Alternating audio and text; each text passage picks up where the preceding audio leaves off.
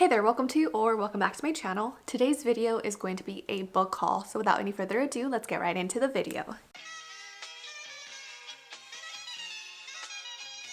If you haven't already, make yourself cozy, grab a drink, grab a snack. I myself have a big old cup of coffee here on my right that I'll be drinking periodically. So today's haul is actually mostly a library book haul. I started heavily using my library at the end of 2021, and it feels really good to check out books from my library because I'm supporting my local library. I'm also saving tons of money on books. And one thing that I noticed is that a lot of the books that I find at my library, I am often not even aware of. So the library has been a great way for me to find different books that I haven't otherwise heard about. All that being said, I do have 4 books that are not from the library, and those are the ones that we will start with.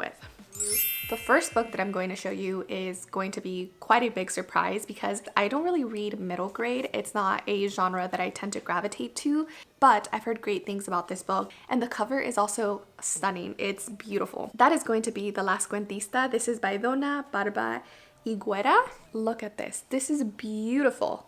The Las Cuentista also just recently won the Newbery Award, and I do like to read award winners, so that makes me even more excited to dive right in. And so in the Las Cuentista, we're following our main character, Petra Peña, and Petra has always wanted to be a storyteller. Now a comet has hit Earth and it has destroyed it, and a couple of scientists and their children were placed on a ship in order to save civilization. And Petra is one of the people that finds herself on this ship. Now hundreds of years later, Petra wakes up into this new planet. We find out that this collective had taken over the ship while they were in flight and basically erased everybody's memory. The reason behind that was that they wanted a peaceful nation that forgot all ills and all of its history. The only person's memory that wasn't wiped out was Petra's. Now I don't know if this was intentional, but Petra is now left as the only standing member from Earth that has a collection of all these stories from the past. Now within the last couple of months, I've been reading a lot of books that focus on storytelling, and it's something that I definitely want to go ahead and continue, so I can't wait to get to the Las Cuentista.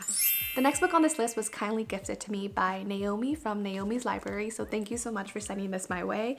This is The Last Thing He Told Me by Laura Dave, and this was a 2021 release. It is a mystery novel, and I do believe it won the Goodreads Choice Awards for 2021, so that's exciting. I mean, we all know that the Goodreads Choice Awards is a popularity contest, but nonetheless, I'm still excited because a lot of people upvoted it, so it seems to be well liked.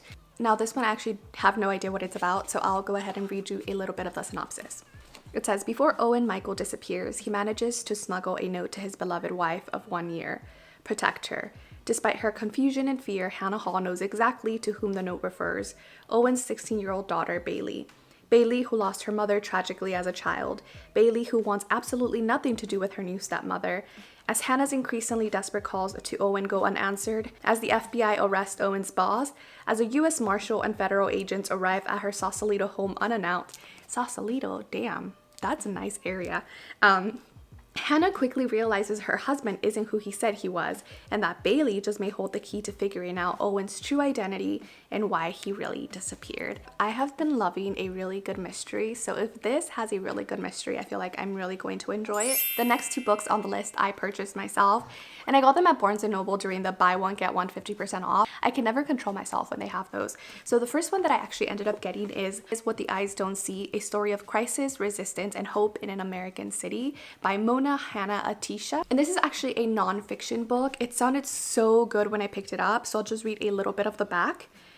Here is the inspiring story of how Dr. Mona Hanna Atisha, alongside a team of researchers, patients, friends, and community leaders, discovered that the children of Flint, Michigan were being exposed to lead in their tap water, and then battled her own government and a brutal backlash to expose the truth to the world. Paced like a scientific thriller, What the Eyes Don't See reveals how misguided austerity policies, broken democracy, and callous bureaucratic indifference placed an entire city at risk. And at the center of the story, Dr. Mona herself, an immigrant, doctor, scientist, and mother whose family's activist roots inspired her pursuit of justice. So this is basically the account and the story of how lead was discovered in Flint, Michigan, and how people were literally trying to sweep it under the rug. Like, that's just insane. That's honestly so wild to me. Like, it's something that I would expect corporations and the government to do, if I'm being completely honest. But damn, like, that's wild. But I do want to learn a little bit more about what went on behind the scenes, so I think this is a great one to pick up for that. The next book on this list is a thriller, and this is The Overnight Guest by Heather Gudenkopf. This I actually just picked up on a whim. Around the time that I went to Barnes & Noble's, I was reading a lot of thrillers set in very isolated and snowy places, and the cover just drew me in because that's the type of book I was reading at the time. I believe in this one we're following a true crime writer who is going to this isolated house to finish their book, and in this house 2 people were previously murdered, and then all of a sudden she discovers a small child out in the snowstorm, and from there I have no idea what else happens and I don't want to know. It is a thriller, so I like to know very little going into thrillers. I don't think that this is one that I'll pick up anytime soon. I'll probably leave it till the end of the year, around November and December, or even just in between some of the longer, denser books that I will be reading going into spring. But most likely I won't read it for quite a few months, which is really sad because when I picked it up, I thought I would get to it immediately and then other things got in the way. But you know, it's fine. I'm aware of it and I will be reading it this year, but probably near the end of the year. So with that, I will be moving on to the library books, which I'm really excited about. So the first book that I ended up picking up from the library is Love in the Big City, and this is by Song Young Park, and it's translated from Korean into English by Anton Her. This is also a book that was recently longlisted for the International Booker Prize, so I'm really excited to get to it because I do want to read a couple of the standouts on that list. As you all know, we love a good translated novel on this channel. I love to discover new authors, and I love to read from a variety of different countries just because it provides such great insights about humanity and the world from a non-Western perspective, which is something that I think we all need. But anyways, I will give you a quick synopsis of this. Young is a cynical yet fun-loving Korean student who pinballs from home to class to the beds of recent Tinder matches. He and Yahi, his female best friend and roommate, frequent nearby bars where they push away their anxieties about their love lives, families, and money with rounds of soju and ice-cold Marlboro Reds that they keep in their freezer. That's interesting. I've never heard of people putting cigarettes in their freezer. Yet over time, even Yahi leaves Young to settle down, leaving him alone to care for his ailing mother and to find companionship in his relationships with a series of men, including one whose handsomeness is matched by his coldness, and another who might end up being the great love of his life. Love in the Big City is a wry portrait of millennial loneliness as well as the abundant joys of queer life. So that is Love in the Big City. The next book on this list is one that I've been meaning to get to for a really long time, and then I completely forgot about it, saw it at my library, and then I was like, yes, I need to grab it right now. And this is Almond by Wong Pyong-sung. This is also translated from Korean into English, and it's translated by, let's see, who are you translated by? Oh yeah, translated from Korean by Sandy Ju-sun Lee. So the synopsis for this. Yoon-jae was born with a brain condition called alexithymia that makes it hard for him to feel emotions like fear or anger. He does not have friends, but his devoted mother and grandmother provide him with a safe and contented life. But everything changes when a shocking act of random violence shatters his world, leaving him alone and on his own. Struggling to cope with his loss, Young-jae retreats into silent isolation until troubled teenager Gon arrives at school. The two form a surprising bond, and when Gon suddenly finds his life at risk, Young-jae will have to step out every comfort zone he has created to perhaps become the hero of his own story. I just feel like this is going to be such a heartwarming but yet emotional read, and I've literally heard nothing but good things about this book from people that have read it, so I'm just really excited to finally get to it. The next book on this list is called M by Kim Thuy, and this is translated by Sheila Fishman. And the reason that I decided to pick up M is because I love reading immigration stories, immigration literature. Is that even a thing? I'm sure it is, but essentially stories about immigrants and refugees. My family were immigrants to the United States. Well, were we though? This land was annexed into the US after Polk. Anyways, so because of that, I love reading narratives about immigrant life and immigrant experiences and refugees. And I don't know, there's just something so raw and beautiful about stories where you trace your lineage or where you see people succeed against all odds. And I'm not saying that anybody should have to go through what immigrants and refugees go through. Like, I really wish that all pain was eradicated from the world and that there was no borders and that people could liberally migrate because, I mean, that's how the world was set up. But unfortunately, that's not the case. So I do like to read and learn about people's stories, especially when the stories and narratives are so different from my own. So to give you a brief synopsis of M, this says, Emma, Jade, and Louis are born into the havoc of the Vietnam War. Orphaned, saved, and cared for by adults coping with the chaos of Saigon and freefall, they become children of the Vietnamese diaspora. Through the linked destinies of characters connected by birth, the novel zigzags between rubber plantations of Indochina, daily life in Saigon during the war, the evacuation of thousands of biracial orphans from Saigon, and today's global nail polish and nail salon industry, largely driven by Vietnamese refugees. A portrait of Vietnamese identity emerges, first honed in wartime violence and then defined by ingenuity and sheer grit.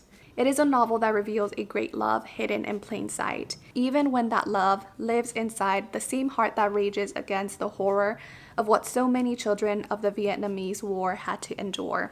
That just sounds so freaking good, and I can't wait to get to M.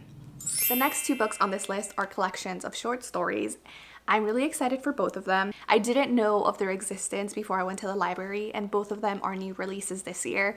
So if they sound interesting to you, give them some love. I'll talk about the one that I'm most excited about first, and that is The Way Spring Arrives and Other Stories. This is from a visionary team of female and non-binary creators, and it's edited and collected by Yu Chen and Regina Kanju Wang. And the reason that I'm really excited about this is because this is a collection of Chinese translated fantasy and science fiction stories by female and non-binary authors, which I think it's fantastic. So I just can't freaking wait to dive into this. I'll probably pick it up sometime this week and just start reading a short story every couple of days or so. That's usually how I like to consume short story collections. I don't treat it as a novel where I sit down and then try to get through all of it. I read it in between books or every couple of nights or something like that. I just feel like that method really works for me. And so yeah, super excited about this one. The other short story collection that I have is Seeking Fortune Elsewhere, and this is by Sinja Banu.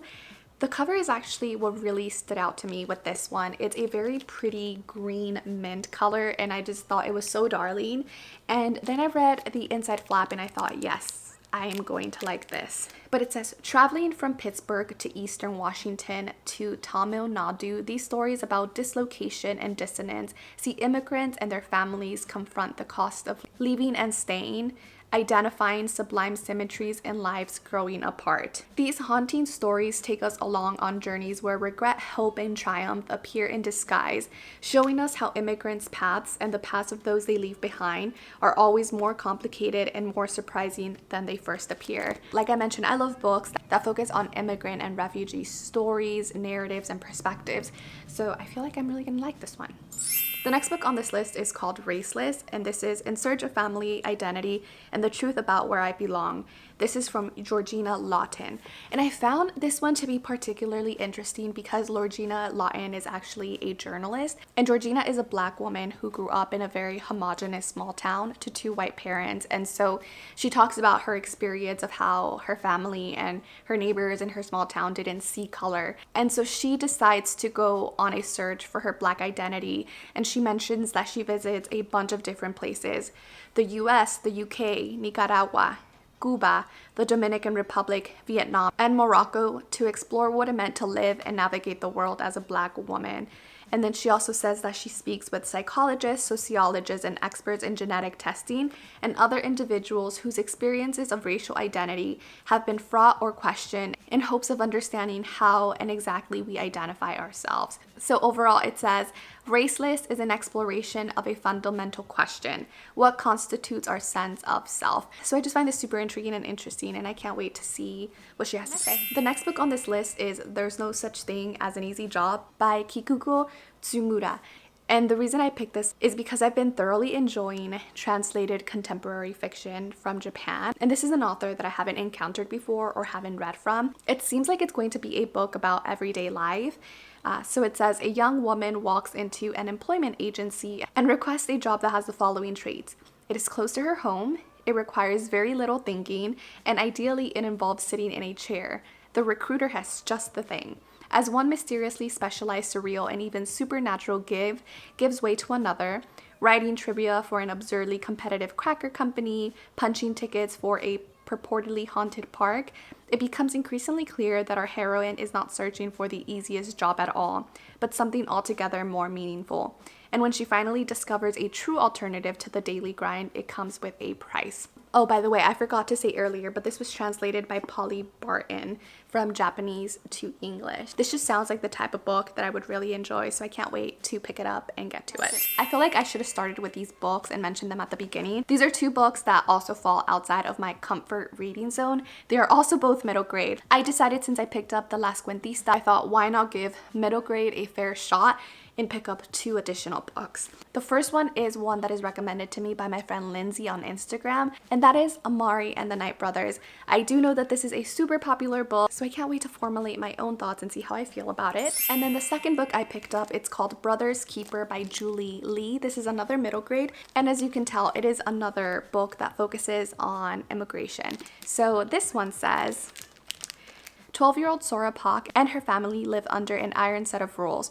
No travel without a permit, no criticism of the government, no absences from communist meetings, repeat slogans, don't trust your neighbors, don't speak your mind, you are being watched. Haunting, timely, and beautiful, this harrowing novel, inspired by experiences of the author's mother, offers readers a glimpse into a vanished time in a closed nation. So the reason I decided to pick this up is because this is based on the author's mother's experiences in 1950 when they lived in North Korea. I'm not really someone who is fascinated with North Korea and what is going on inside of the country, but I do feel like it is important to listen to people's stories and experiences, and we don't get many narratives from within North Korea. So this is one that I'm also eagerly awaiting to read so I can give you my thoughts. So those were all of the books that I wanted to talk to you about. I'm really excited to get to all of these books within the next couple of months. Let me know down below if you have any thoughts on these books and if you think I should prioritize any over the other.